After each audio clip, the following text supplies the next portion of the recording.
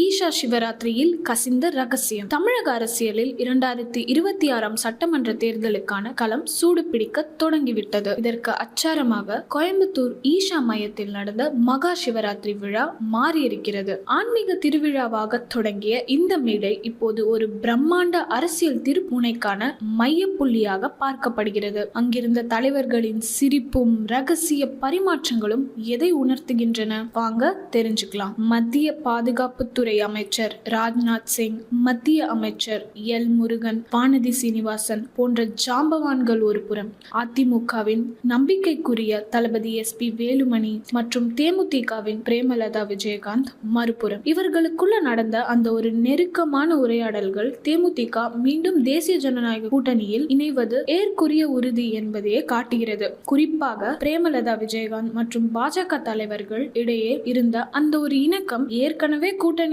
பேச்சுவார்த்தைகள் ஒரு சுமூகமான நிலைக்கு வந்துவிட்டதையே உறக்கச் சொல்கிறது. இந்த கூட்டத்தில் SP வேலுமணி பங்கேற்றது தற்செயலானது அல்ல. அதிமுக பொதுச் செயலாளர் எடப்பாடி பழனிசாமி அவர்களோட நேரடி அறிவுறுத்தலின் பேர்ல தான் வேலுமணி அங்கு அனுப்பப்பட்டதா கூறப்படுது. டெல்லி தலைமையுடன் ஒரு சுமூகமான உறவு வேணும்னு, அதே சமயம் தேமுதிகவை ஒரு வலுவான கூட்டணியின் கீழ் கொண்டு வரணும்னு வேலுமணிக்கு ஒரு ரகசிய அசைன்மெண்ட் கொடுக்கப்பட்டதா அரசியல் வட்டாரங்கள் கிசுகிசுக்கின்றன.